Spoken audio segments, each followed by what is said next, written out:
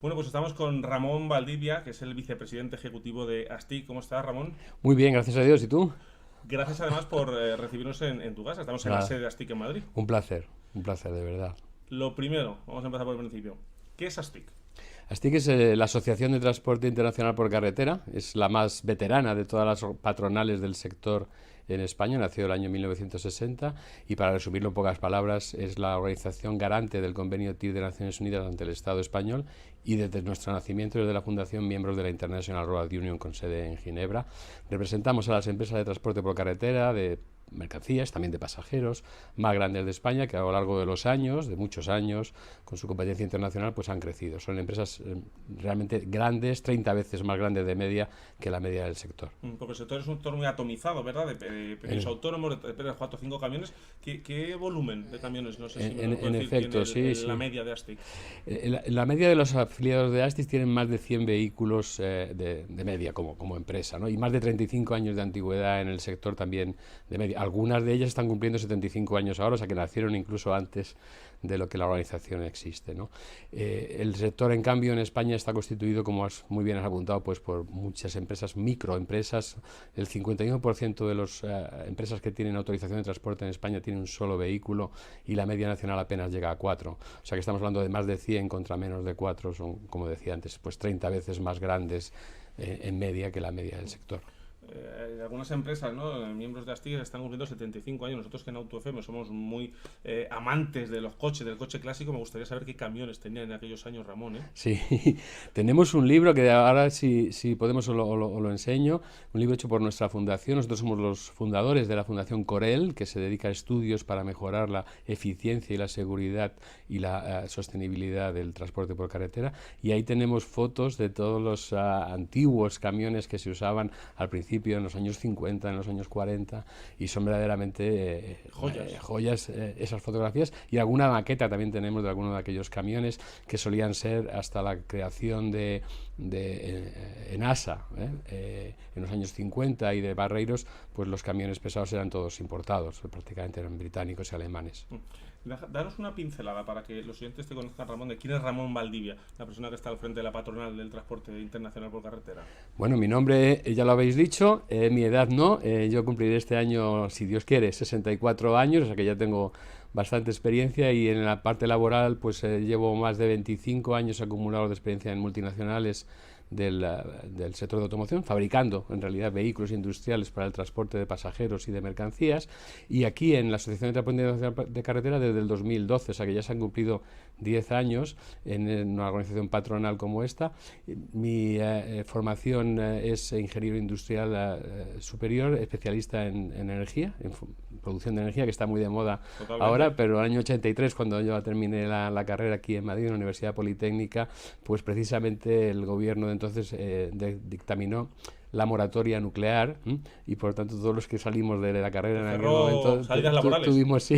tuvimos ahí un parón, pero bueno, siempre he estado dedicado a la automoción y en esta etapa, digamos, defendiendo los intereses de las empresas de transporte por carretera españolas, pues estamos también, como digo, hace 10 años, muy contentos con la presidencia que tenemos, muy contentos con los socios y con el apoyo que todos ellos nos están dando y con las cosas que juntamente con otras asociaciones y con el Ministerio estamos logrando para mejorar la visibilidad y el aprecio de la sociedad española por esta actividad imprescindible. Y además con responsabilidades en dos empresas de las que hemos hablado mucho en AutoFM, a las que le tenemos mucho cariño, que son Pegaso y Iveco, me parece. Sí, sí, sí.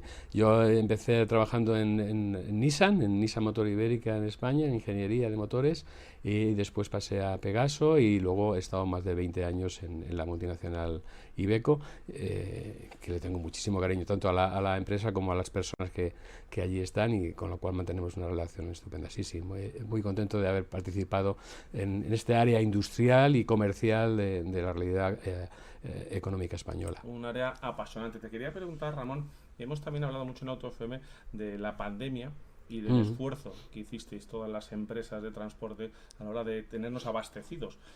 ¿Crees que ha cambiado un poco cómo ve la gente al camionero, cómo ve la gente a la empresa de transporte? ¿La ve como una... ¿Se ha dado cuenta que es una necesidad de que cuando llegan a la puerta de casa nos tocan y llega ese paquete, pues hay una logística detrás? Sin duda, eso además lo tenemos constatado, no es una mera impresión. Junto con la Fundación Corel que he mencionado antes.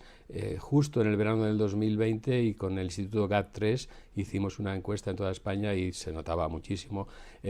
Primero el awareness, como se dice, ¿no? Que de repente algo que nunca, que das por sentado que existe, pero que nunca lo ves y que no lo llamas. Llega por ciencia infusa. Sí, pues oye, pues el transporte por carretera es imprescindible.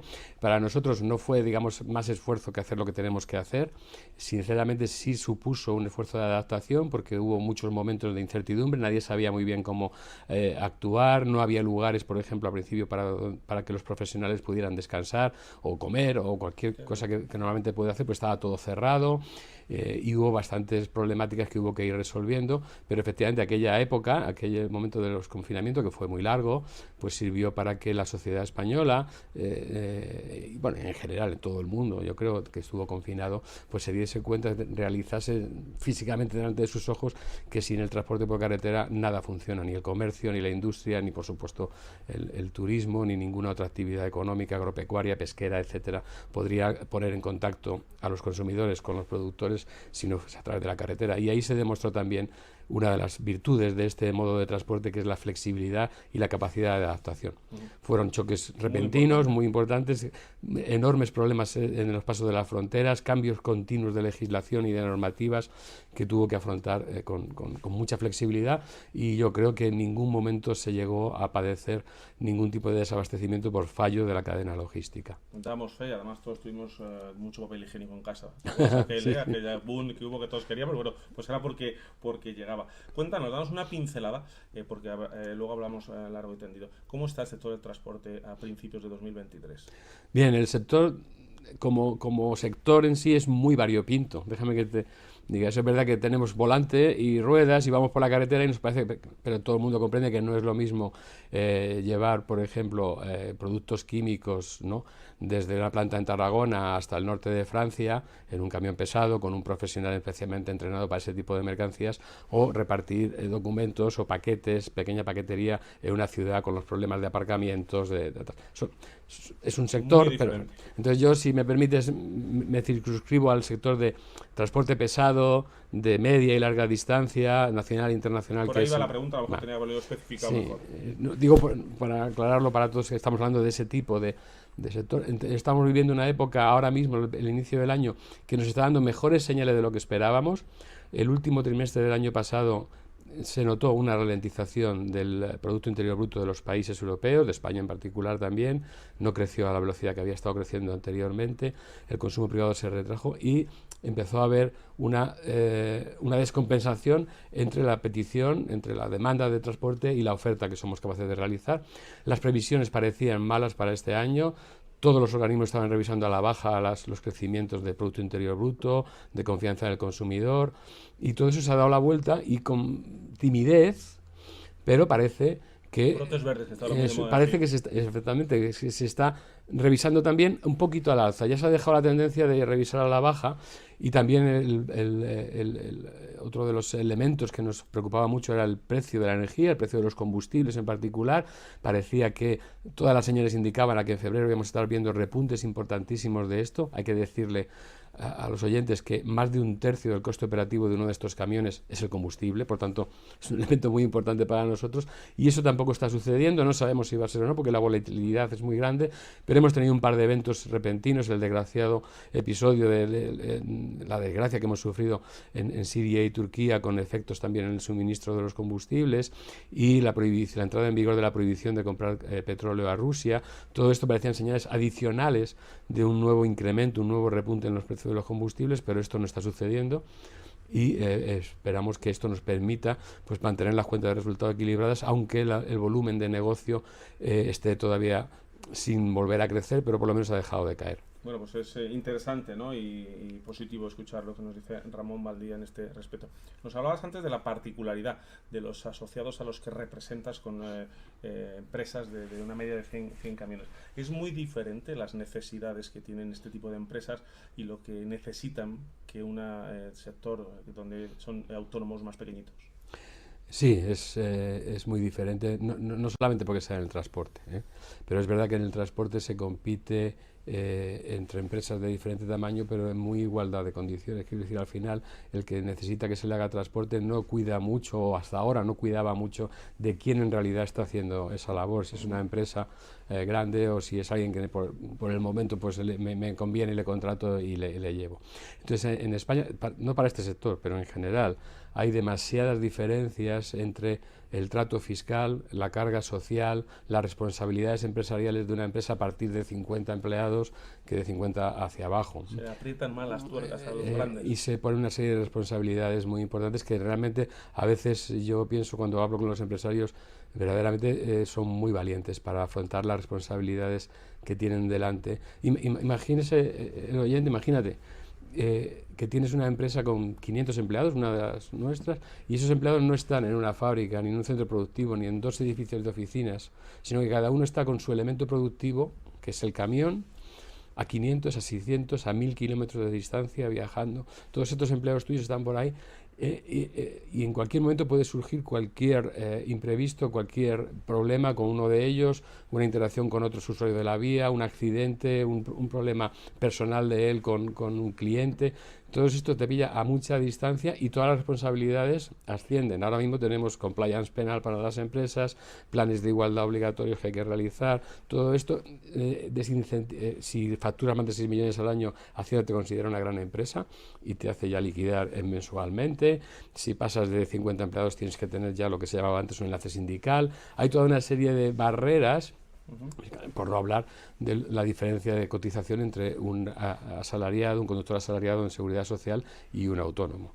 Entonces hay muchas veces que dices, madre mía, pues es que tener una plantilla así, mantener esta plantilla viva, evitar que los problemas contaminen al resto de la sociedad, el prestigio, el nombre, el buen nombre, que hoy día es algo muy importante para todas las empresas y también para las empresas de transporte.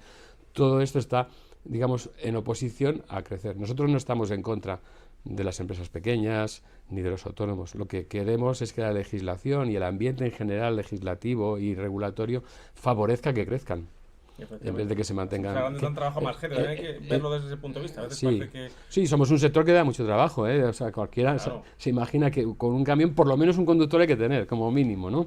Generalmente se tiene más de uno, ¿no? Para que el camión esté perfectamente explotado. Pero como mínimo uno. Luego somos un sector que da trabajo de forma directa a más de 500.000 personas, de forma directa, más todos los indirectos que genera pues a la hora de almacenes y todos los procesos logísticos que involucra que el transporte funcione, ¿no? Entonces sí, efectivamente estamos muy orgullosos de eso. No existiríamos si la sociedad no demandara la movilidad, ¿no? De personas y de mercancías, lógicamente, y la vertebración territorial que ello conlleva, pero bueno, alguien lo tiene que hacer, nosotros lo hacemos muy bien y no es que lo diga yo, es que España es el segundo país en Europa de transporte internacional por carretera y el tercero de transporte por carretera. Más del 95% de las mercancías que todos tocamos, en las sillas en las que estamos ahora sentados, el micrófono que estás utilizando, etcétera, todo esto ha viajado por camión por carretera alguna vez. No hay prácticamente ninguna cadena logística en la cual no haya mínimamente una, sino más tramos que vayan por carretera.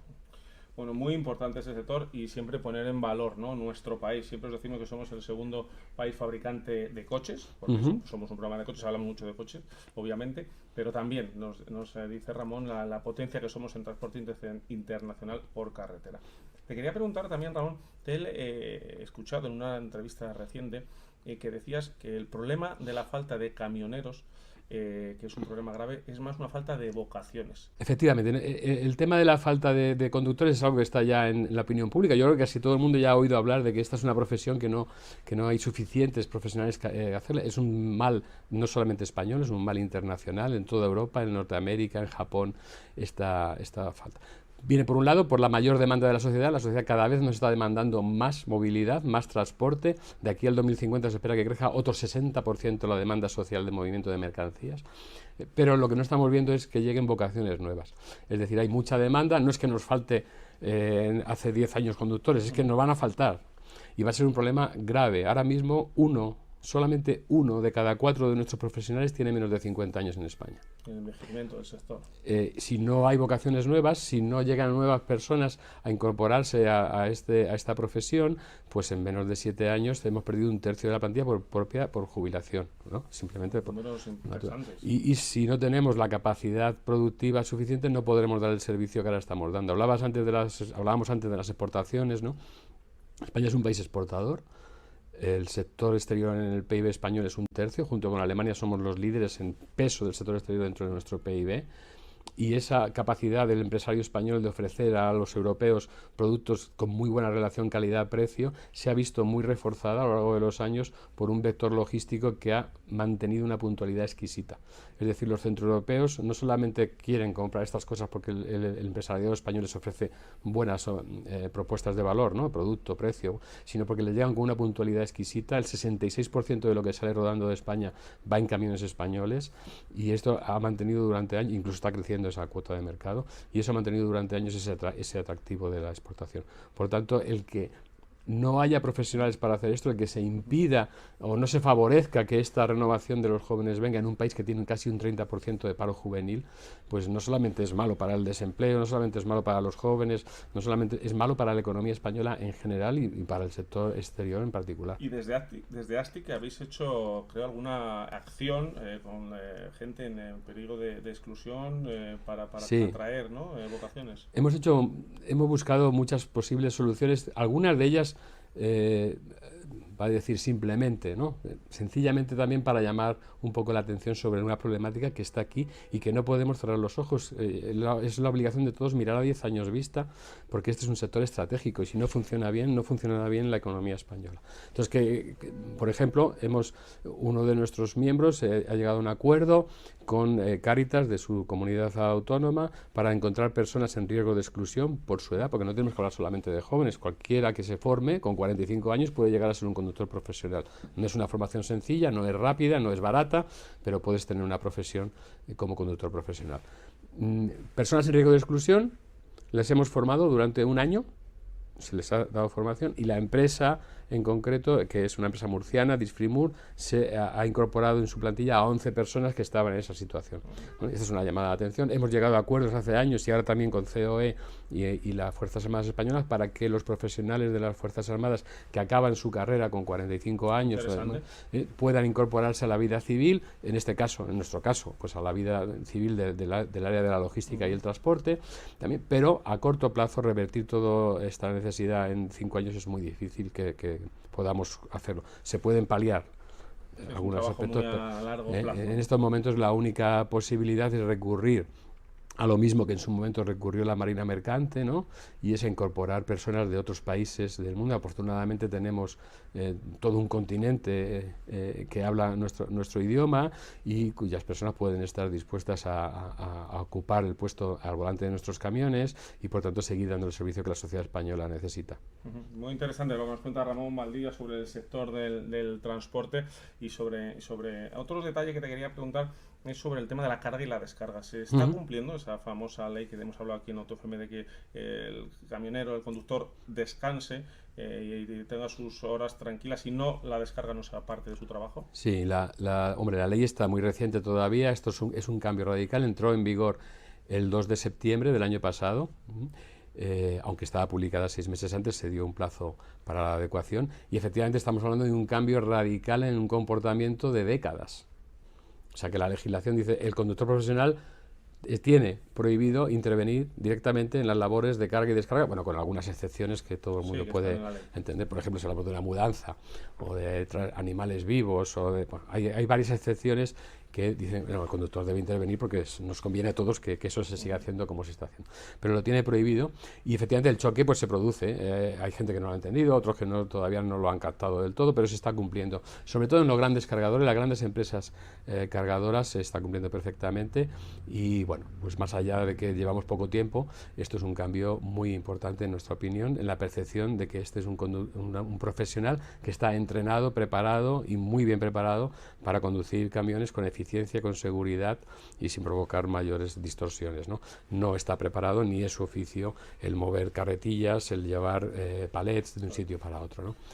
Así que sí, efectivamente, en resumen, estos meses que llevamos en vigor se está cumpliendo y creo que según vaya pasando el tiempo, pues tendrá mucha más claridad el efecto de esta medida legal. Y ya para cerrar, Ramón, te queríamos preguntar, a la sociedad le llega mucho esos paros que se han a veces convocado, ¿no? Desde esa plataforma que hemos hablado también en AutoFM mucho, y eso es algo que preocupa a la sociedad. ¿Estamos ya lejos de esa situación? ¿Están las aguas más calmadas? Bueno, claro, a la sociedad les tiene que preocupar que se pare el transporte porque se para el sistema sanguíneo, ¿no? Lo que pasa es que, bueno, esos paros fueron convocados por una organización, tuvieron el eco que tuvieron, pero evidentemente no podemos hablar de un paro del transporte. Pararon algunos algunos empresarios autónomos del transporte pararon y obligaron, lamentablemente, utilizaron violencia para hacer parar a otros, pero el transporte no paró. Si hacemos un poco de memoria, esto fue marzo del 2020, si no recuerdo mal, ¿no? Obviamente. Marzo del 2020, y duró como 16 o 18 días en pie la convocatoria del paro. Mira, si el transporte se para, el transporte en 3 días no hay gasolina en las gasolineras, no hay alimentos no lineales, no hay alimento para los animales en las granjas, no llega gasoil de la calefacción. Es decir, no. Paró quien paró, tiene todo el derecho a decir, pues en estas circunstancias no puedo seguir funcionando, pero el transporte por carretera no paró, siguió todo lo posible dentro de las posibilidades que nos dan, porque a veces había piquetes, se cerraron algunos puertos, se produjeron atentados en gasolineras, en estaciones de servicio, en lugares de estacionamiento para los conductores, y eso provocó bastantes daños, en algunos casos importantes, pero el transporte por carretera no paró. Creo que la sociedad debe estar tranquila en ese sentido. Nosotros estamos comprometidos con nuestra sociedad, con dar el servicio, y evidentemente todo el mundo tiene el derecho a hacer las reivindicaciones que crea oportunas, procurando no tergiversar y no llamar huelga a lo que no es una huelga. Para que haya una huelga, pues tiene que haber unos trabajadores asalariados que, amparados en el derecho que les otorga la ley, hagan una huelga y dejen de trabajar a su empresa. En este caso no había ningún sindicato, no es una huelga, era un paro de ciertos empresarios que querían pues demostrar así su descontento con la situación que vivían. Bueno, pues Ramón Valdivia, vicepresidente ejecutivo de ASTIC, creo que has tocado varios temas interesantes, importantes. Muchas gracias por esta entrevista, muchas gracias por aclararle un poco cómo está el sector a los oyentes de AutoFM, y seguro que te llamaremos más veces porque dices las cosas muy claras y nos ha gustado estar contigo. Pues muchísimas gracias, a mí también ha sido un placer poder pues expresar un poquito lo que es el transporte por carretera al que representamos. Bueno, ya sabéis que en AutoFM, en todas las plataformas de podcast, en podcastmotor.es, tenéis mucho contenido de información del motor y también concretamente de transporte.